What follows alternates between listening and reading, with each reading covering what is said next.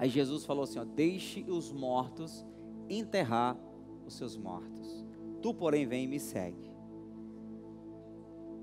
Como que Jesus pode dizer que um morto pode enterrar outro?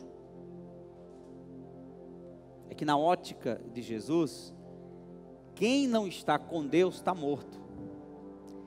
Então, quando um homem sem Deus enterra um morto, é um morto enterrando outro.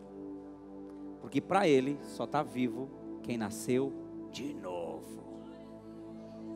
Se você já nasceu de novo, se arrependendo dos seus pecados, se batizando, fique feliz. Permaneça na presença do Senhor, porque você nunca mais morrerá. Você é eterno. Amém? A não ser que você apostate da fé, a não ser que você abandone a fé, renuncie a Cristo, abandone o caminho do Senhor, nunca mais você perde a salvação. Nunca mais você morre. Porque aquele que pagou por você o preço de sangue na cruz, ele derramou sangue suficiente para nos comprar. E quem recebe Jesus como Senhor e Salvador, não vai experimentar morte eterna. Por isso que o crente de verdade, o nascido de novo, quando se fala de arrebatamento, ele fica feliz.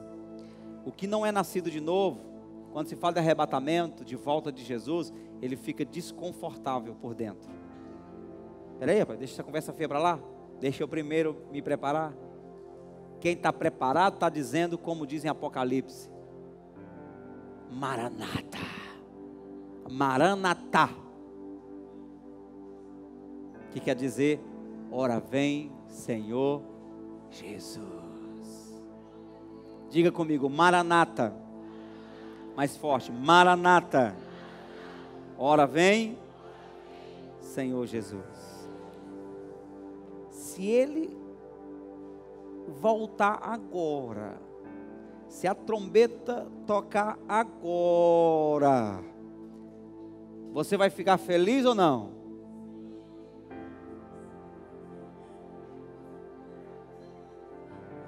Está ficando sem graça minhas piadas. Se Jesus voltar agora, a trombeta tocar, quem vai ficar feliz? Peguei alguns. Só os visitantes, né? Dá para perdoar. Se Jesus voltar agora, eu não vou ficar feliz, eu vou subir feliz. Se Jesus voltar agora, quem é que vai ficar feliz? Quem é que vai subir feliz? Amém? Então, eu estou aqui só tentando afagar um pouco a tua alma, teu coração, porque o que nós vamos falar vai ser um pouquinho forte.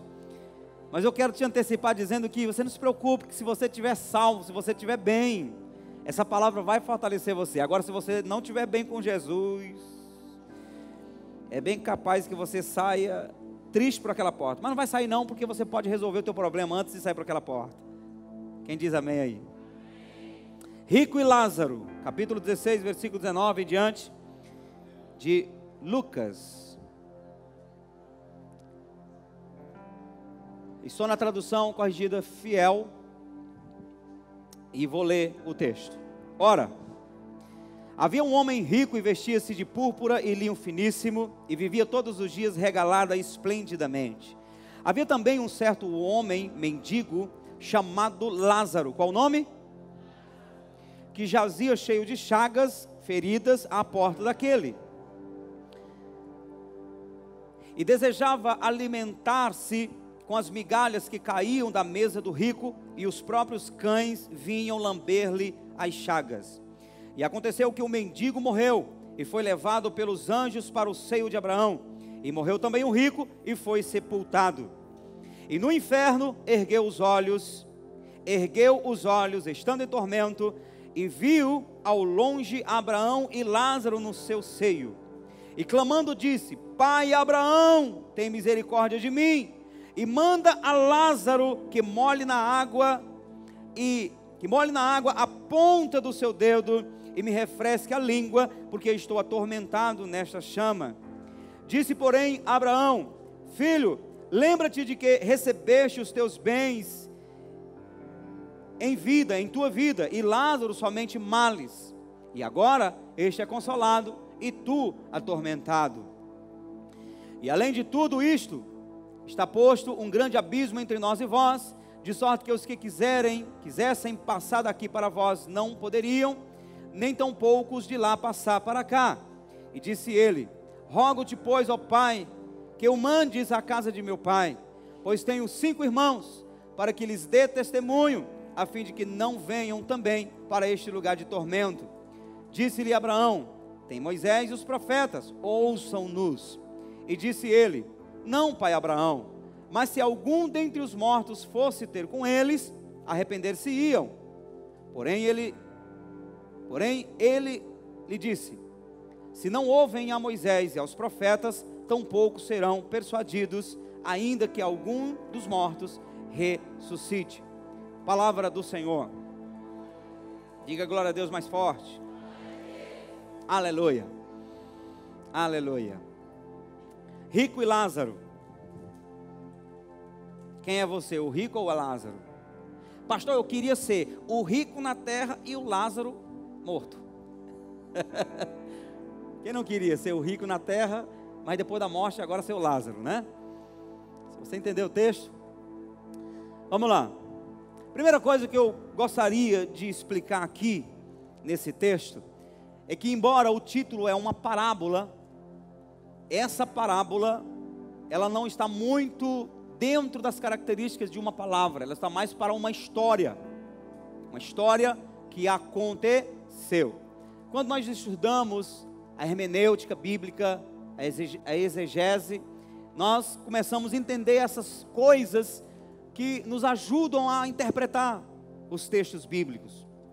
E essa parábola, ela, na verdade, não é uma parábola, ela é uma história. Todas as vezes que Jesus contava uma parábola, ele não dava nome das pessoas que participavam das parábolas. Por exemplo, a parábola do semeador. Jesus falou que um semeador saiu a semear. E ele semeia a semente, e aí ele vai explicar que aquelas sementes que caiu na beira do caminho, na terra pedregosa, na terra de espinho e na terra boa, são pessoas que recebem a semente da palavra. E ele não explica quem é o semeador e nem quem são as pessoas, não dá nome. Outro exemplo, a parábola do bom samaritano. Quem já leu? Jesus fala de um homem que foi agredido, não dá o nome dele, e ele estava quase morto no caminho. Veio um sacerdote, não deu o nome dele. Veio um levita, não deu o nome dele. Veio um bom samaritano, não deu o nome dele. E levou para o hospedeiro, para a estalagem, e disse que tinha um hospedeiro. Inclusive ele deu 2 moedas para cuidar do doente, mas não deu o nome. Isso é parábola. A parábola do publicano e o fariseu. 2 homens foram ao templo orar. Um era publicano, o outro fariseu. Publicano foi humilde, fariseu foi orgulhoso. Publicano saiu justificado. Ele não dá o nome de ninguém. Aqui é diferente. Aqui ele dá o nome de Lázaro. Qual o nome?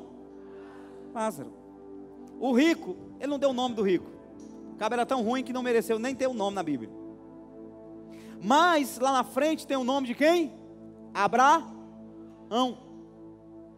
E tem o nome de Moisés. Então, em parábola não se dá nome das pessoas. Então isso aqui foi uma história. Essa história aconteceu. E é por isso que essa parábola pode ser usada como respaldo para as doutrinas bíblicas. Geralmente, quando vai discutir doutrina e se usa parábola, os teólogos de plantão querem contestar, dizendo: não, parábola não vale, essa vale. Porque essa fala de Abraão, esta fala de Lázaro, esta fala de Moisés, ela serve para se estabelecer, fundamentar doutrinas. E por que eu estou falando isso? Porque hoje eu vou citar alguma coisa sobre doutrina neste lugar. Então eu queria que você pegasse esse pano de fundo para então acreditar que essa palavra ela é muito mais forte, muito mais poderosa e muito mais real do que uma figura. Então vamos lá. O rico e Lázaro. A Bíblia diz que o rico era rico. O rico era rico. Ele era um homem suprido. Ele tinha dignidade. Ele vivia esplendidamente. Tudo que ele queria, ele poderia possuir. E perto dele, à porta dele, vinha um homem cujo nome era Lázaro. Esse homem era desprovido de recursos. Este homem era mendigo. E quando a Bíblia diz que os cães lambiam as chagas dele, que os cães lambiam as feridas de Lázaro, está falando em que ambiente Lázaro vivia. Lázaro não tinha uma moradia, não era apenas um homem pobre, era um homem que não tinha um teto. Porque os cães lambiam suas feridas, significava dizer que ele ficava no lugar dos cães, e ele conseguia enxergar a comida que caía da mesa do rico. Ele tinha desejo de comer aquela comida, então ele ficava no mesmo lugar dos cães. Olha aqui, que posição humilhante. Eu acredito que Lázaro ficava perto da casa do rico, simplesmente porque, ou justamente porque, o rico era muito rico, tinha muito para oferecer. E ele acreditava que assim como aquele rico não deixava os cães morrerem de fome, ia sobrar alguma coisinha para ele. A Bíblia não diz se em algum momento o rico supriu Lázaro ou não. Só diz que Lázaro passava fome. E algumas coisas que eu quero dizer aqui que eu aprendo com esse texto. A primeira é que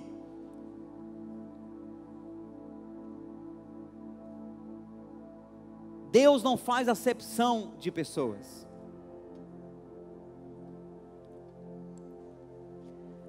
Quando você vê o texto todo completo, você percebe que Deus de fato e de verdade não se engana pela aparência. O rico, ele ocupava aquela característica de alguém que quando você olha, você diz assim, essa pessoa, ela é muito abençoada por Deus. O Lázaro, ele era aquele tipo de gente que quando você olha, diz assim, puxa, esse já nasceu amaldiçoado, ele é tão ruim, tão miserável, que nem uma casa tem para morar. E Deus não se limita ao julgamento humano. Deus olha além da casca. Deus olha para além da aparência.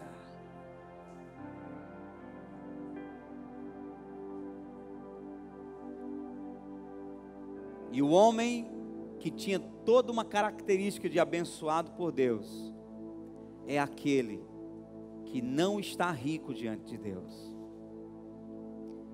E aquele que diante dos homens estavam na miséria, é quem tinha a verdadeira riqueza. E eu não estou dizendo isso para fazer uma apologia à pobreza, e nem para criticar a riqueza. Eu estou destacando isso, para que você tenha cuidado com o teu coração. Nem tudo que aparenta ser, é.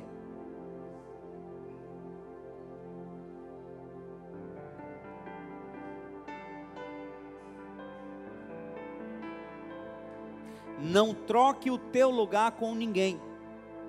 Não queira ser ninguém que você não é. Queira ser você arrependido dos pecados. Porque independente da condição com que você vive, o que vai importar é o que está dentro de você. O que vai valer no final das contas é quem você é diante de Deus e não diante dos homens. Sem sombra de dúvidas, o rico vivia o tempo todo recebendo elogios dos homens, reconhecimento dos homens. E Lázaro, por sua vez, provavelmente recebia todos os dias uma crítica, um sai para lá, você está mal cheiroso, você não é digno de ficar aqui perto de mim. Graças a Deus, meus irmãos, graças a Deus, que nós não temos que ser o que o mundo diz que nós somos. Que nós não temos que ser o que o mundo nos impõe. Louvado seja Deus, porque além das 4 paredes que você vive, Deus está enxergando você lá dentro. Graças a Deus, que por mais que de repente você não seja tão suprido hoje, há uma promessa para você ali amanhã. Graças a Deus por isso. Porque nós somos uma igreja que cremos no poder de Deus, cremos em avivamento, cremos que Deus prospere, queremos que Deus prospere todo mundo. Mas essa igreja vai ser tão grande, vai ter tanta gente como a areia do mar, que vai ser impossível que ela esteja toda próspera, que todo o povo esteja suprindo, não vai dar nem tempo, porque a prosperidade é processual, e é melhor que seja processual do que de uma vez, para que você aprenda a crescer junto com a prosperidade, e não engane o seu coração lá na frente, amém? Estou dizendo isso por quê? Porque sempre teremos os pobres em nosso meio. Jesus falou, os pobres sempre tereis convosco. Nós sempre teremos pessoas desprovidas, pessoas com uma situação menor. Mas eu quero que você saiba, que embora Deus quer te prosperar, te enriquecer, se você não chegar lá aqui, você chegar lá.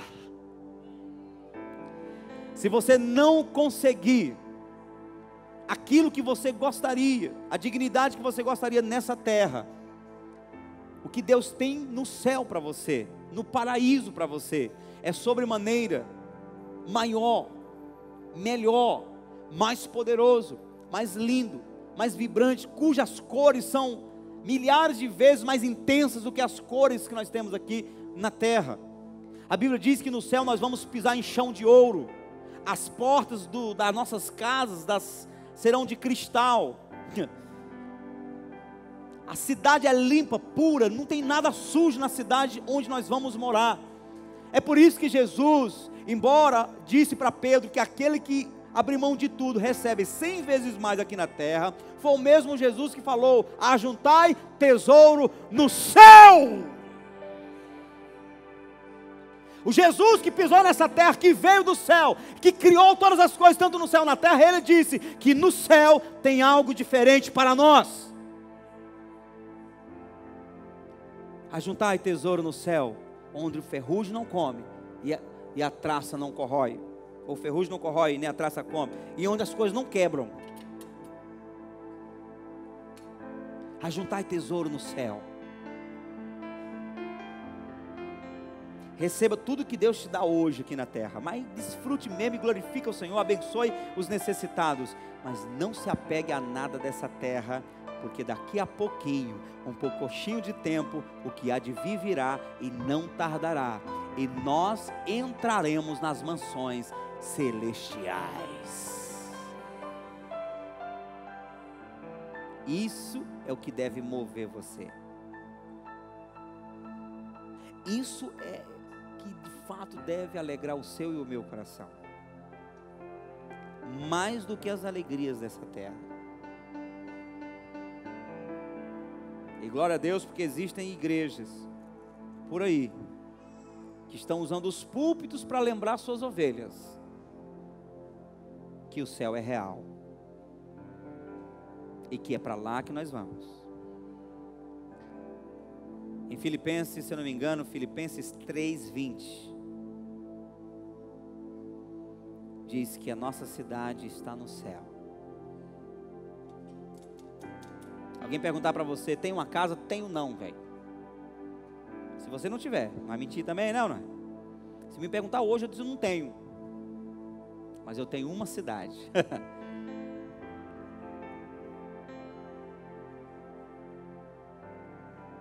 Muitos pais, e aí eu não digo isso criticando, eu até elogio, se Deus me dá condições, eu quero também fazer isso.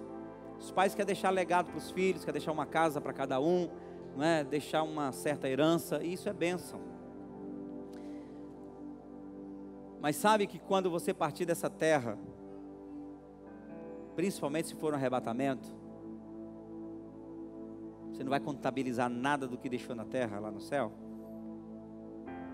A Bíblia diz no capítulo 3 de Eclesiastes, que, presta atenção,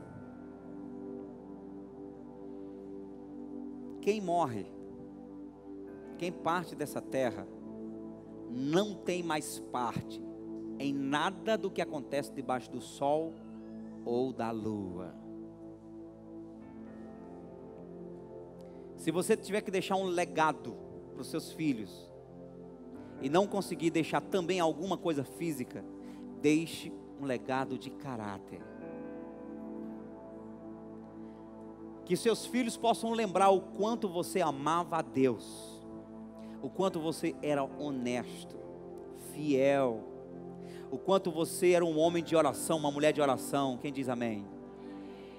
Que seus filhos, quando estiverem passando por alguma dificuldade, possam lembrar: como é que meu pai resolveu os problemas da vida dele? Trancado no quarto, clamando a Deus.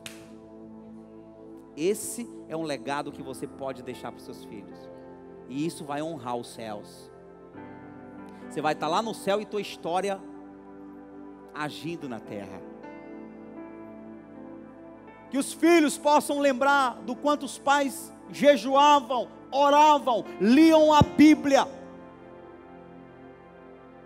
E é isso que vai fazer com que as gerações pós as gerações sejam fiéis a Deus. Porque tem muita gente que está perdendo o verdadeiro legado que poderia deixar para os filhos, que é uma vida com Deus, por causa das coisas desse mundo. E os filhos estão vendo os pais brigando entre família por causa de pedaços de terra na terra. Os filhos estão vendo os pais brigando, a esposa brigando com o esposo, por causa de R$50, que ela pegou da carteira e não devolveu. Miserável, tomara que tu...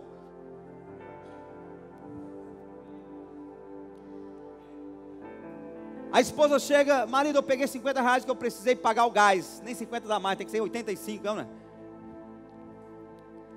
Mulher, já acabou com o meu dinheiro, não posso deixar minha carteira fácil. Miserável, dá o cartão para ela também, seu... Cadê as mulheres para dizer amém?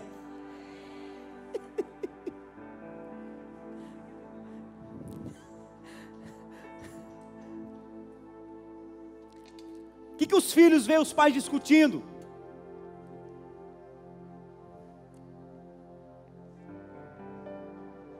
Vamos deixar um legado que de fato honre os céus. Amém, queridos? Eu posso ouvir um aleluia? Eu posso ouvir um glória a Deus? A outra coisa que eu aprendo aqui é que o anjo chamado morte,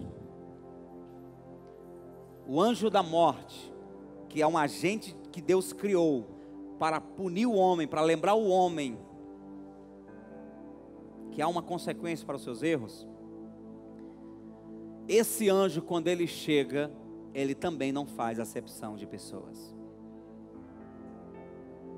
A Bíblia diz que Lázaro morreu, e o rico também. Poderia ter combinado aqui com a turma do Nissim, para fazer aqui a peça do Morrei. Você não foi para o retiro, você não sabe o que eu estou falando. Essas coisas é só para os... não é? Então, quando a morte chega, meu amigo, lá em Ezequiel vai dizer assim, ó: tua prata, teu ouro não vai poder te proteger no grande dia. Quando a morte chega, pega pequeno, pega grande, pega sábio, pega ignorante, pega negro, pega branco, pega todo mundo. E eu tenho uma notícia para você: se o arrebatamento não acontecer nesses próximos 50, 60, 70 anos, é bem provável que todos nós estejamos na fila. Eu não, porque eu vou até os 130.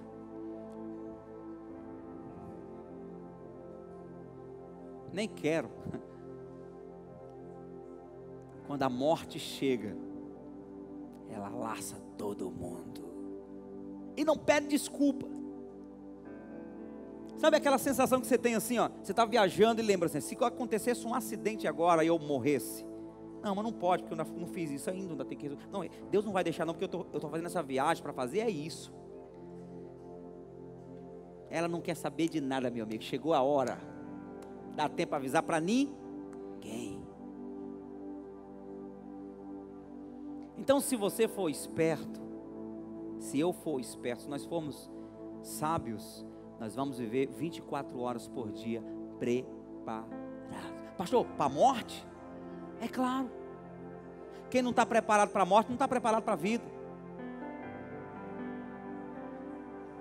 Esteja pronto diante de Deus o tempo todo. Se Ele permitir que o anjo passe a foice agora, aleluia, porque os anjos, se você nunca viu o anjo, você vai ver na mesma hora, se você for crente de verdade.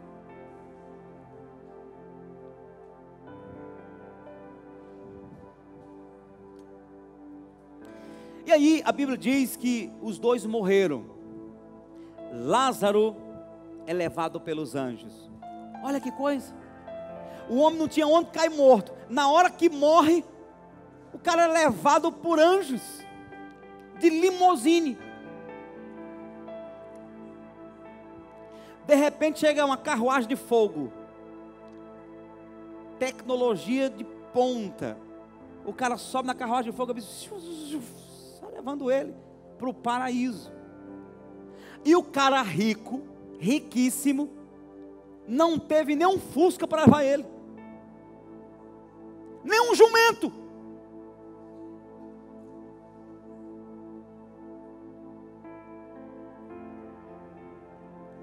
Se os céus têm os seus agentes para levar quem morre em Cristo, o inferno também tem os seus agentes.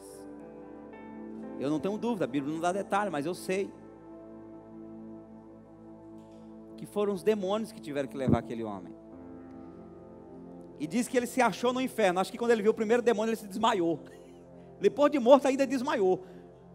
Que quando acordou já estava no inferno. E atormentado.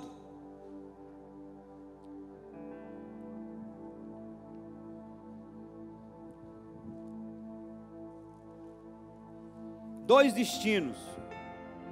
Um é o seio de Abraão e o outro é o Hades, é o inferno. Vamos lá. O versículo 23 diz assim: e no inferno ergueu os olhos estando em tormentos.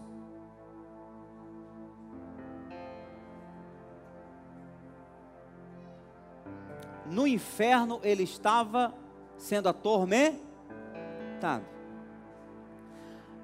A ideia teológica que diz que quando se morre, acabou-se, é uma mentira. Quem já ouviu falar sobre isso? Não, depois que morre, acabou. Ou então tem uma outra ideia, e com todo respeito aqui, adventista, que ensina que quando a pessoa morre, ela entra no silêncio da alma, onde ela se apaga. É desviado da adventista. Se apaga e pronto, acabou-se. Nananina não. Quem morre e vai para o inferno vai sentir muito mais dor do que o que ele sentia na terra. Na terra você sente uma dor, você põe aí um remédio contra aquela dor, dá aquela aliviada. Lá no inferno não vai ter remédio para ninguém. Diz que ele estava atormentado.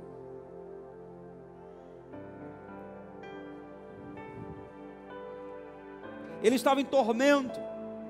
Aí ele olha, quer dizer, tudo que você faz na terra, lá você vai fazer, você vai olhar, vai procurar, vai ficar curioso. Aí ele olhou, e ele viu quem? Ele viu Abraão.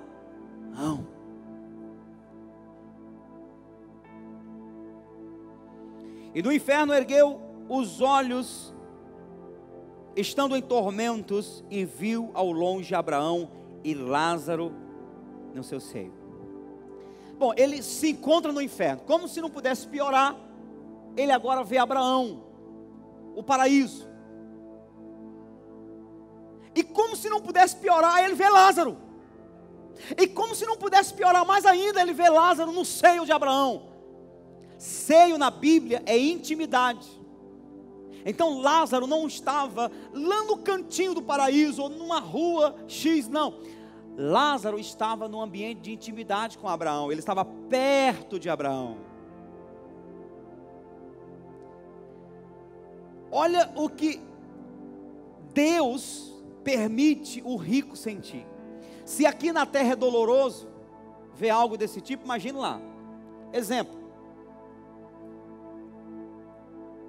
Você está numa empresa muito grande e lá tem uma cadeira, tem uma posição que quem é promovido vai para lá, ganha muito dinheiro, ganha viagem, não sei para onde. E aquela empresa mesmo, assim, sabe, internacional. Aí você quer chegar naquele lugar. Acontece uma falha, você perde não somente aquele lugar, mas você perde o seu emprego, você vai para a rua. Aquela pessoa que chegou lá no seu lugar, começou a crescer devagarzinho, você nem dava muito bola para ela, até tinha raiva dela, começou a crescer, daqui a pouco você vê aquela pessoa, para quem você não dava nada para ela, criticava ela, zombava dela, lá na cadeira que você gostaria de estar, e você agora na rua, sem nenhum trabalho. Detalhe, a esposa era avarenta, então você não tinha mais dinheiro, ela te largou também, e aí você ficou sem nada, e agora? E você enxerga aquela pessoa lá no lugar onde você gostaria de estar, e agora você está na rua. É uma dor ou não é? Muita dor.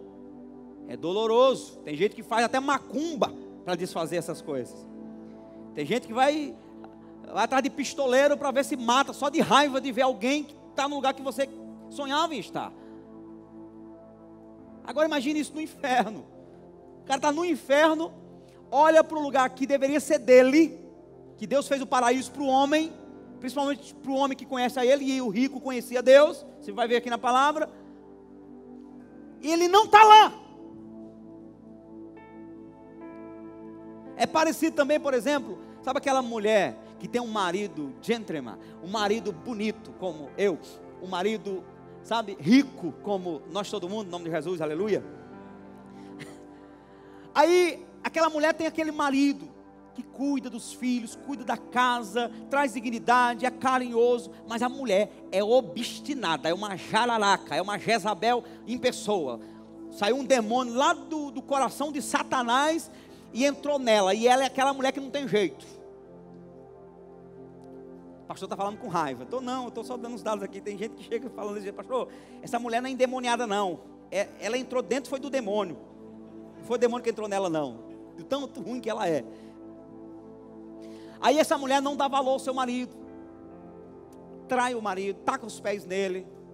Aí sabe o que acontece? O marido ainda sai ainda, rapaz, perdi meu casamento, perdi minha esposa. Você não perdeu não, meu amigo, você ganhou uma vida. Aí vem aquela mulher de família, aquela mulher cuidadora, carinhosa, se relaciona com ele, casa com ele, aí ele dá mais filhos para ela, ou seja, ela dá mais filhos para ele, e aquele casamento é reconstruído, e ela tem plano de saúde, e ela tem respeito, ela tem dignidade, e ele também de igual modo, é muito suprido por ela, e aquela família vira, não é o casal 20 não, é o casal 40, e aquela mulher, jararaca,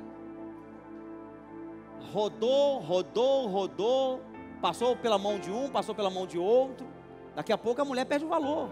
Mulher que não se valoriza, perde o valor ligeiro, daqui a pouco ninguém quer mais. Até a família não quer mais dar apoio para ela. E ela olha para uma mulher que está no lugar onde ela deveria estar.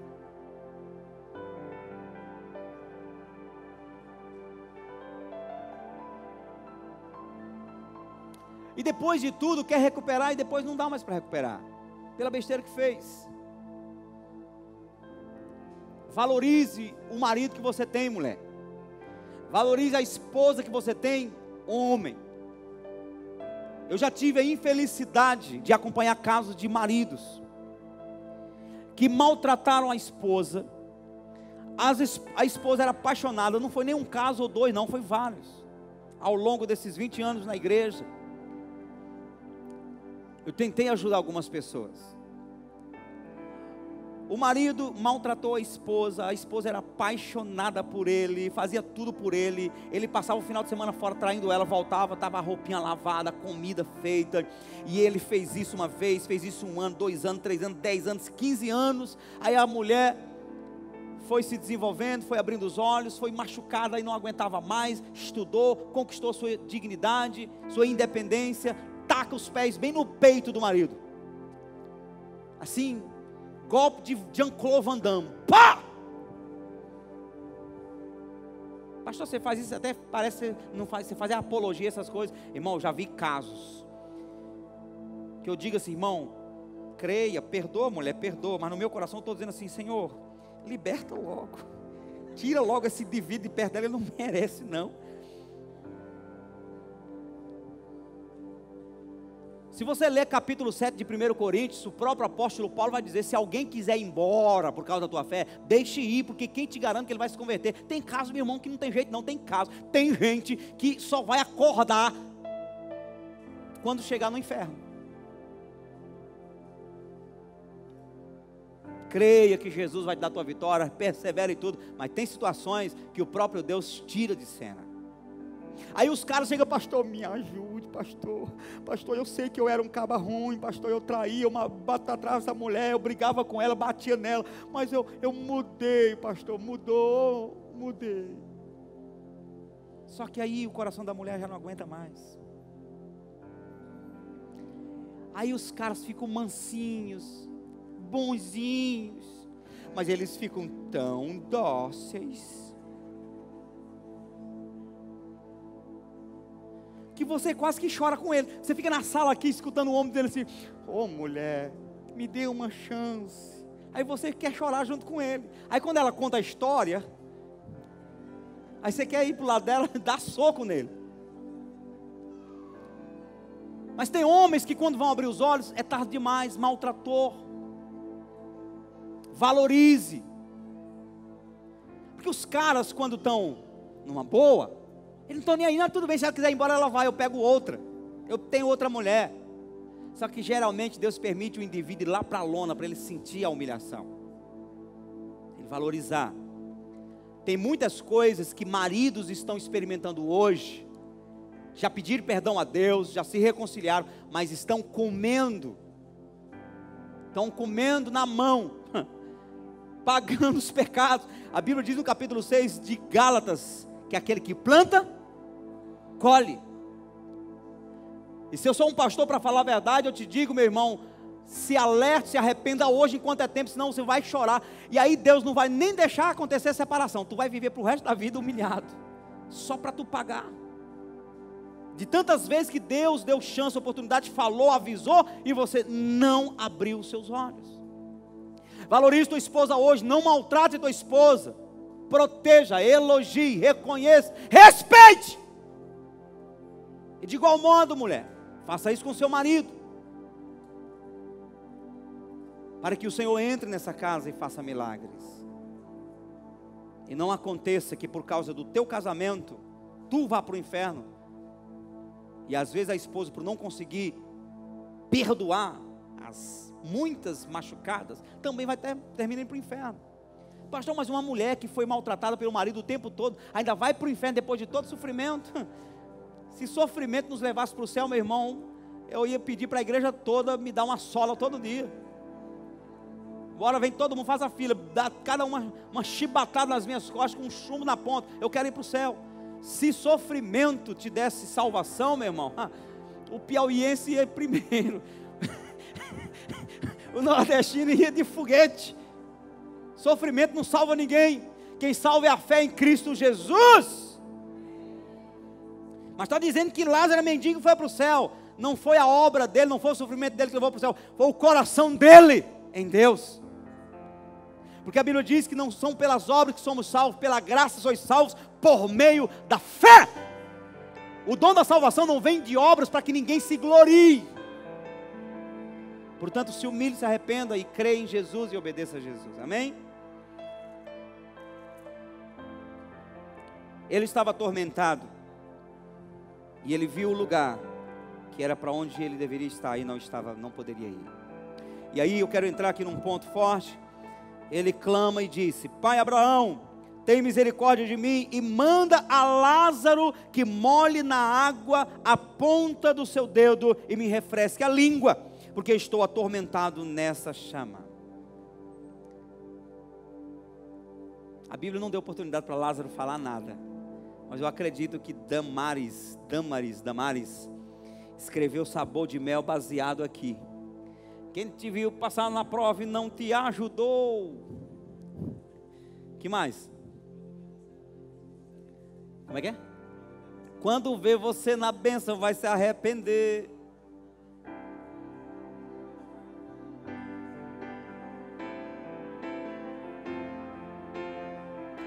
Te viu passar na prova e não te ajudou. Quando vê você na bênção, vai se arrepender.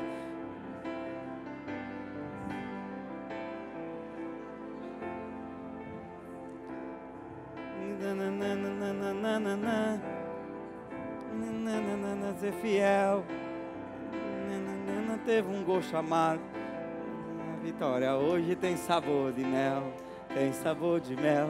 Tem sabor de mel. A tua vitória hoje tem sabor de mel.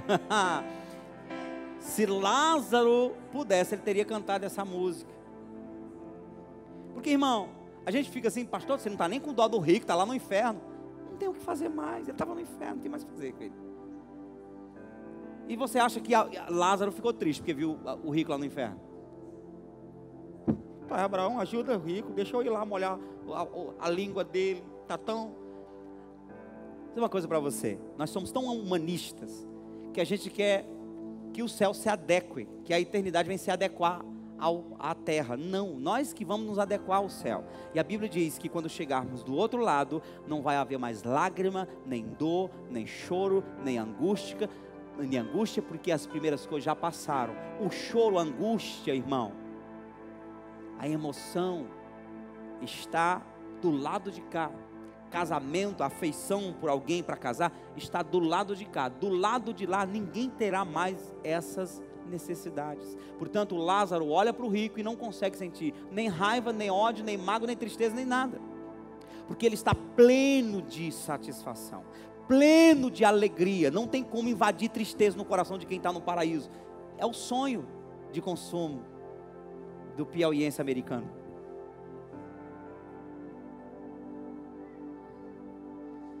Então,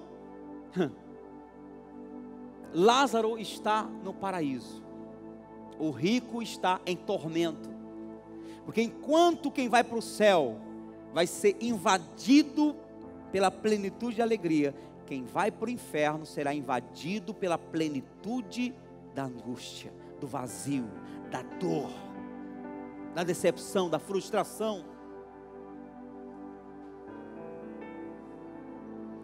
E o tormento é tão intenso que ele não pediu um copo com água, ele não pediu um balde com água para molhar, ele pediu que Lázaro molhasse apenas a ponta do dedo, e aquilo já traria para ele uma satisfação.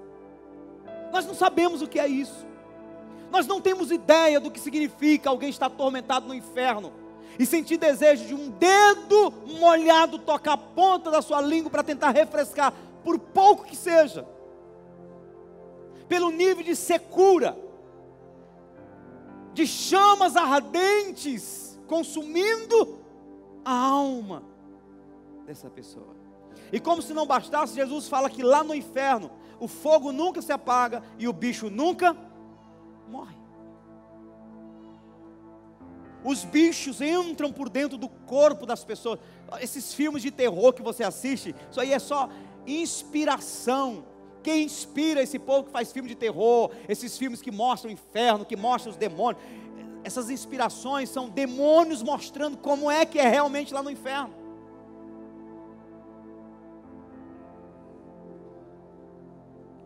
E ele estava atormentado e ele queria que Lázaro molhasse. E o que é muito forte é o que se segue.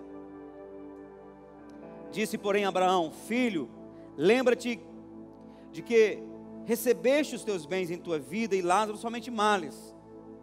E agora este é consolado e tu atormentado. O que Abraão está querendo dizer? Que a riqueza desse homem mandou ele para lá? Não. Ele está querendo dizer o seguinte: lembra que você viveu uma vida tão boa e você poderia ter toda a oportunidade, toda a condição de ter vivido uma vida digna diante de Deus. Lembra que você não teve dificuldades. E pela vida que você viveu, você deveria ter sido grato a Deus, deveria ter vivido para Deus, e não. Você está atormentado. E veja que Lázaro, mesmo com toda a dificuldade dele, ele ainda conseguiu manter o seu coração em Deus. Porque não é essa a tendência, pelo menos aparentemente. Quem está bem, tem um coração feliz, pode ser uma boa pessoa. Quem está mal, quem está em ruínas, tem mais motivo para reclamar, para murmurar, para ficar zangado, para se irar, para fazer besteira, sim ou não? Mas nós vemos tanta coisa nesse sentido. Por exemplo, você vai encontrar um marido que não tem emprego, vive de bico, não é nem pedreiro, é um servente, é um eu da vida. Vai ajudar colocando força, escutando o pedreiro gritando com ele: maçolama, tijolo, banda, servente bacana, ou malandro. Ele chega em casa, a mulher está com a conta da água, a conta da luz e uma lista de coisas de supermercado, e ele tem que caçar um jeito de conseguir dar conta de tudo isso, e ele tem todo motivo para viver murmurando, todo motivo para viver brigando em casa, todo motivo para viver espancando os filhos. No entanto, ele é um bom pai, um bom marido, uma boa pessoa, é honesto, paga as contas. E você vê um vizinho dele, tem o melhor emprego da cidade, tem família, tem esposa, tem dignidade, tem segurança. E ele poderia ser muito grato e dizer: eu tenho por obrigação ser um bom pai, ser um bom marido, ser um bom cidadão. E no entanto, ele deixa a esposa em casa, deixa os filhos em casa, passa o final de semana jogando pôquer. Passa o final de semana nos prostíbulos com as prostitutas. É isso que Abraão está dizendo. Você teve toda a condição para ser um bom homem, e você decidiu viver o caminho mau. Lázaro tinha todo motivo para ser um homem ruim, amargurado, mas ele preservou seu coração e conseguiu vir para o paraíso. Abra os teus olhos.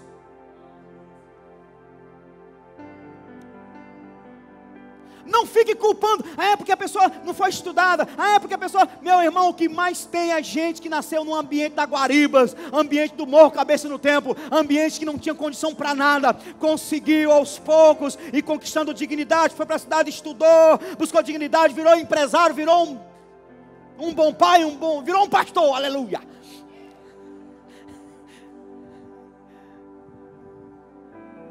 Meu irmão, se você pudesse dar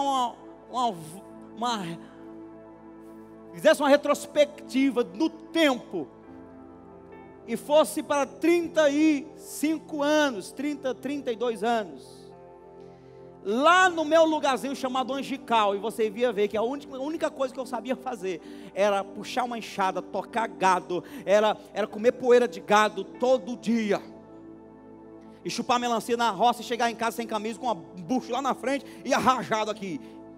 Que a gente ia quebrar melancia, quebrava uma melancia, lavava a mão para depois quebrar outra e comer o coração da melancia.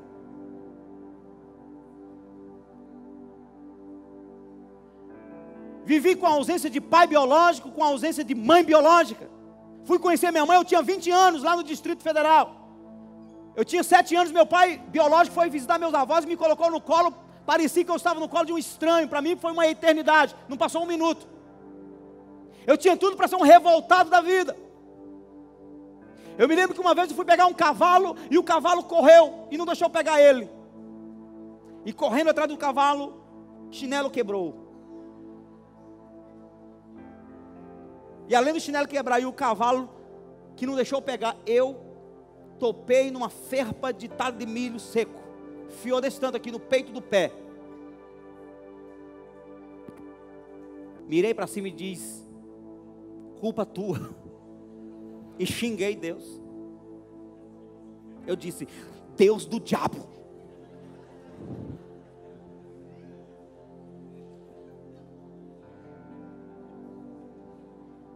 Não deixou o cavalo parado, deixou o cavalo correr. Horas depois pedi perdão para Deus. Esse foi o meu ambiente. Para quem não conhece a minha história, com 14 anos, tinha nem 15 anos, eu assumi uma esposa.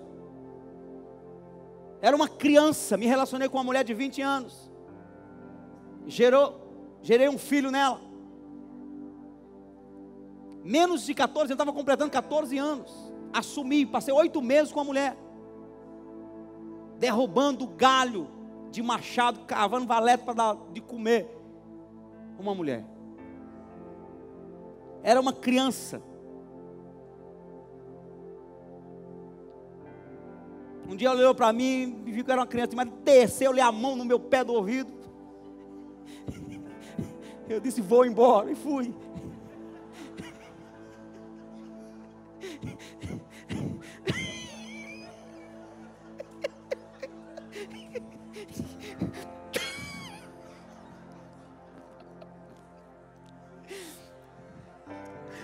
Meu pai tinha ensinado que não deveria bater em mulher, então eu fui embora. Você quer que...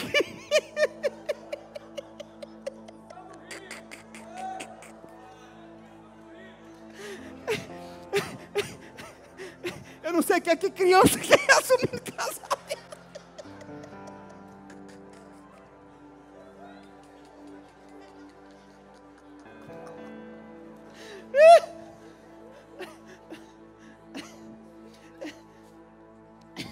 Eu vejo meus filhos hoje, Daniel com 13 anos, uma criança, meu Deus, e eu lembro, meu Deus do céu, onde é que meu pai estava com a cabeça que me deixava?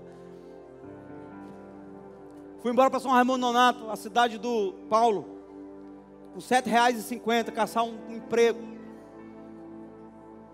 tocar em banda. Aí voltei para Colônia de novo, passei fome em outra banda, e minha vida foi assim, nessa truculência, nessa peleja. Tinha tudo para ser um fumante de drogas, viciado em bebida, revoltado. Tinha tudo para olhar para uma corda e querer colocar no pescoço. Quando eu tinha 17 anos, quase chegando aos 18 anos, eu fui dormir e Deus mandou um anjo falar comigo. E um anjo me evangelizou no sonho. No outro dia eu contei o sonho para minha esposa. E ao contar aquele sonho, o Espírito Santo desceu no quarto, nos convertemos e estamos firmes até hoje.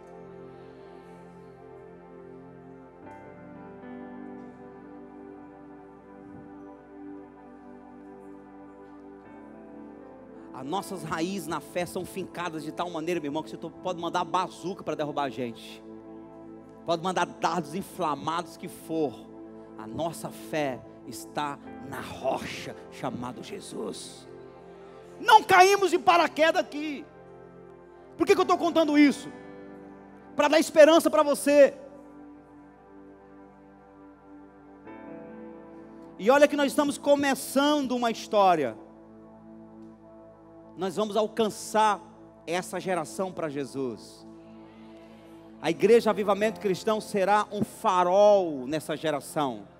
A história vai contar que Teresina era uma coisa e Deus fez dela outra coisa por meio do Ministério Avivamento Cristão. Você vai saber disso. Nós, em nome de Jesus, vamos afetar o entretenimento dessa cidade, vamos afetar os meios de comunicação, vamos entrar em todas as TVs dessa cidade, em todas as rádios grandes dessa cidade. Nós vamos alcançar essa geração, aonde as pessoas entrarem nas ruas, vão encontrar membros da Igreja Avivamento Cristão. Vão! Você vai viajar para as cidades, a primeira coisa que você vai ver é a testa da Igreja Avivamento Cristão, em cada uma dessas cidades, porque Deus está nos dando essa geração. E eu estou dizendo isso, para que você saiba que nós sonhamos, que nós sabemos para onde estamos indo, temos convicção, mas nós viemos do pó, do nada. Olhe para mim e diga: ninguém pode reclamar da vida. Pode dizer por aí: meu pastor tinha tudo para não estar onde ele está. para não ser pastor, para não ser um bom pai, para não ser um bom marido. Ele tinha tudo. Quando eu me converti, eu estava aqui no Canto Buriti, encontrei com meu pai, estava na casa da minha avó, ele começou a brincar, e ele disse: meu filho, teu pai teve tantas mulheres, e teu pai curte todas, e teu pai, né, tem uma namorada aqui, tem uma namorada ali. E aí eu comecei a falar da Bíblia para ele, ele disse: que é, rapaz, você é filho de quem é, você vai ser igual a mim. Eu apontei o dedo e disse: se o Senhor decidiu ir para o inferno, não eu decido o meu caminho. Ele disse: é isso mesmo, meu filho. Muito bem, meu filho, muito bem, meu filho. Você reclama porque teve uma infância ruim? Você está reclamando porque você não teve oportunidades? Erga a cabeça, porque Deus é maior do que qualquer coisa nessa terra e Ele pode te dar vitória.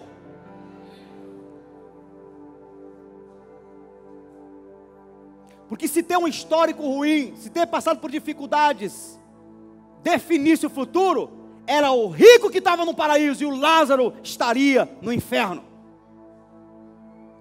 Lázaro tinha tudo para perder o coração em Deus, para reclamar, murmurar, se perder no caminho, ser um rebelde, um assassino, um ladrão, e ter ido para o inferno. O rico tinha tudo para ter ido para o paraíso, no entanto estava no inferno.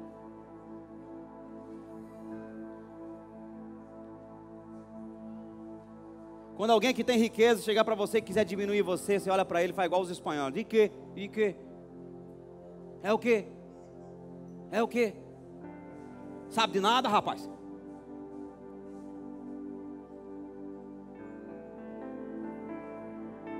O apóstolo João disse que maior é o que está em nós do que o que está no mundo. Deus te vê por dentro. E se você é alguém que ama a Deus, que é arrependido dos seus pecados, você é grande para Deus. E é isso que importa. Porque tem gente que é grande, que não pode descer do carro, que a rua inteira vai para cima para pedir autógrafo, para tirar foto. Mas ele para Deus é tamanho de um grão de areia. E você de repente anda de bicicleta, com o pneu furado, com uma bucha desse tamanho do pneu. Era assim. Eu mesmo remendava o pneu da bicicleta, criava um bucho desse tamanho. E aí eu ia levar o leite para a rua, na bicicleta. O guidão, quando o pneu da frente tinha um bucho, era assim, ó: tuco, tuco, tuco, tuco, tuco. Não é assim? Estrada toda. Você pode ter uma bicicleta com um bucho no pneu, meu irmão, mas se você é alguém arrependido dos pecados, com o coração blindado em Deus, você é grande no céu. Você não vai estar apenas no paraíso, você vai estar no seio, na intimidade do Senhor.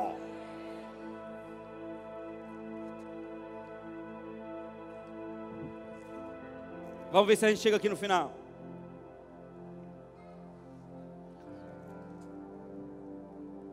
(26) E além de tudo isto, está posto um grande abismo entre nós e vós, de sorte que os que quiserem passar daqui para vós, não poderiam, nem tampouco os de lá passar para cá. Disse ele: rogo-te, pois, ó Pai, que eu mandes à casa de meu pai, pois tenho 5 irmãos, para que lhes dê testemunho, a fim de que não venham também para este lugar de tormento. Disse-lhe Abraão: tem Moisés e os profetas, ouçam-nos.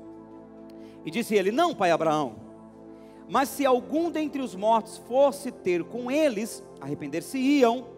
Porém ele disse: se não ouvem a Moisés e aos profetas, tampouco serão persuadidos, ainda que algum dos mortos ressuscite.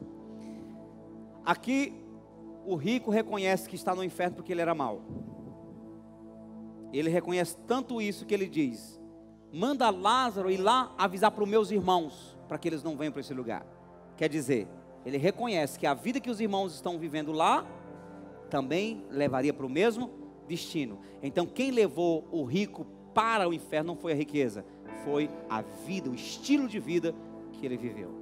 3 coisas eu quero falar aqui nesse final, e eu queria que você prestasse bem atenção. Primeira coisa, não, vai ser rápido. Eu vou começar a repreender esse povo que fica dizendo que eu prego rápido, ou demorado.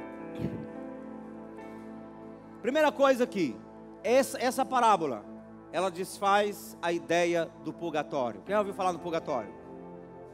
Purgatório foi uma ideia criada pela igreja romana, pela igreja católica. Eu não sei se por causa dos desesperançados, as pessoas ficavam chorando demais o luto, e começaram a criar uma ideia dizendo que as pessoas que morriam eram más, elas passariam um tempo de sofrimento no purgatório, para purgar seus pecados, e depois elas iriam para o paraíso. É mentira. Quando o rico pede para Abraão: pai Abraão, fala para Lázaro molhar o dedo e tocar aqui a minha língua, estou morrendo aqui nessas chamas. Abraão disse: filho, nem tem como vocês passar para cá, e nem tem como a gente passar para lá. É impossível isso acontecer. Portanto, purgatório não existe. Ele poderia ter dito: não, espere aí, quando chegar o tempo que você tiver purgado o seu pecado, você vem para cá. Não tem como mais. Em Hebreus capítulo 9, versículo 27 diz: está ordenado o homem morrer uma só vez, vindo depois disso o juízo. Depois que o homem morre, não tem mais jeito para ele não tem como se arrepender mais. Depois que ele morre, segue-se o juízo final, onde ele vai ser julgado e então sentenciado para o lago de fogo, ou então para o céu. Quer dizer, quem morre e está salvo, não passa por julgamento, já vai direto para o seio de Abraão. E eu tenho um vídeo aqui, que eu quero colocar, 1 minuto e pouco, só para dar respaldo nisso aqui, porque a mesma igreja que a vida toda ensinou sobre purgatório, né, de vez em quando tem aqueles corajosos que abrem a boca e falam algumas coisas. E tem um vídeo que está tanto no Facebook quanto no YouTube, de um padre falando algo sobre isso, e ele quebra justamente essa crença de que depois que morre se pode fazer alguma coisa por elas. Tira o fundo musical. Então, essa é a primeira coisa que eu queria destacar. Purgatório não existe. Se você morrer e for para o inferno, diga: está repreendido. Se morrer e for para o inferno, não tem mais o que fazer, é agora curtir as chamas. A outra coisa que eu quero destacar aqui é uma outra ideia, chamada ideia de reencarnação, que vem do espiritismo. A ideia da reencarnação é aquela ideia de que quando você morre, você volta no corpo de uma outra pessoa, e você vai viver uma outra vida, para viver um karma, e então, através das suas atitudes, das decisões que você toma naquela próxima vida, você vai se aperfeiçoando, com o propósito de alcançar um espírito de luz. Inclusive eles falam que Jesus era um espírito de luz perfeita, que foi reencarnado várias vezes e chegou à perfeição. E a Bíblia não fala de reencarnação, pelo contrário, a Bíblia fala de ressurreição. Há ressurreição na Bíblia? Sim. Reencarnação? Não, é mentira. Quando o rico pede: pai Abraão, fala para Lázaro voltar e avisar para os meus irmãos para que eles não venham para este lugar. Ele fala: meu filho, lá eles têm Moisés e os profetas, ouçam-nos. Não, mas se alguém voltar, eles vão acreditar. Se eles não acreditam em Moisés e nos profetas, tampouco vão acreditar se alguém ressuscitar. Então é cortada totalmente a ideia da reencarnação, e também a ideia de que o espírito, quando morre, pode voltar no corpo de uma pessoa. Talvez você que está aqui já foi vítima disso. Alguém morreu da família, de repente você escutou a notícia: olha, fulano que morreu está abaixando, o espírito dele está abaixando uma pessoa e está chamando você lá para dar um recado para você. Não vá, é mentira. Quem morre não volta nunca mais. Agora, espíritos malignos, demônios, entram nas pessoas se passando por aquela: pastor, mas a voz é igual, ela sabia de tudo. É claro, o mesmo demônio que acompanhava a vida toda daquela pessoa vai dar detalhes com a mesma voz para você acreditar, para te enganar. Então quem morre não volta mais. Não fique: estou com medo da alma. Não tem alma para voltar não.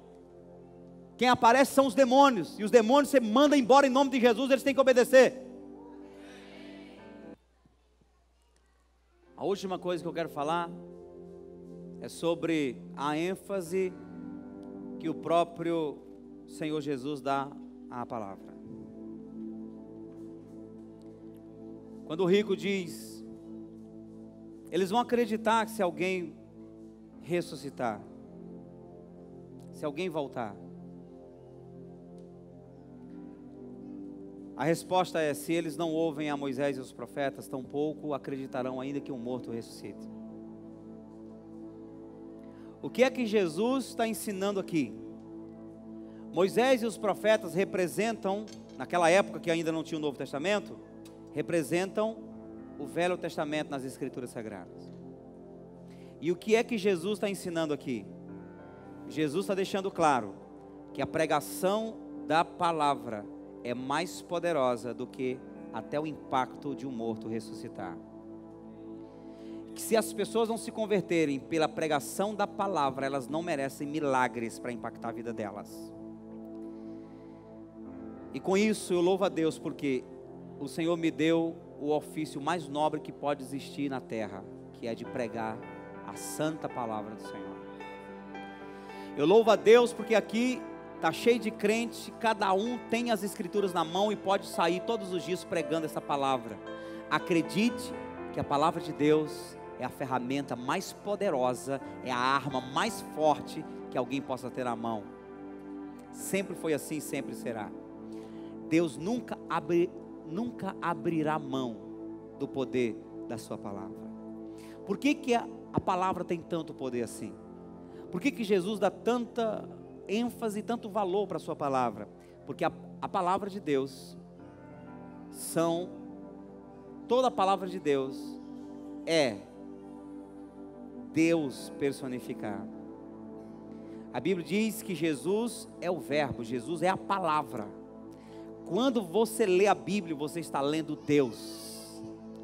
Jesus falou em João capítulo 6, versículo 30, versículo 63. Jesus falou assim, ó: o Espírito é o que vivifica, a palavra, a carne para nada aproveita, o Espírito é que vivifica. Está lá não? O Espírito é o que vivifica, a carne para nada aproveita. As palavras que eu vos digo são Espírito e vida. A Bíblia diz que Deus é Espírito. Deus é o quê? Quando você lê a Bíblia, você lê Deus. Jesus falou assim: só existe uma maneira de transformar o coração de um homem, de levar uma pessoa a um verdadeiro arrependimento. É Moisés e os profetas, ou seja, as Escrituras Sagradas. E nós temos pregado essa palavra, temos falado da palavra. Eu creio no poder da palavra, eu quero motivar você a crer no poder da palavra. Leia a palavra de Deus, pregue a palavra de Deus, fale para os teus filhos a palavra, fala para o teu marido, para a tua esposa da palavra. Leia a palavra, compartilhe a palavra com seus amigos. Pastor, mas eu tenho feito isso, mas eu tenho encontrado tanta resistência, não tenho visto muito resultado. Você não tem ideia do que está acontecendo lá dentro, na alma, no coração das pessoas. Pedro diz que essa palavra é incorruptível, é uma semente incorruptível. Você planta no coração e ela mesma, sozinha, vai fazendo o resultado acontecer.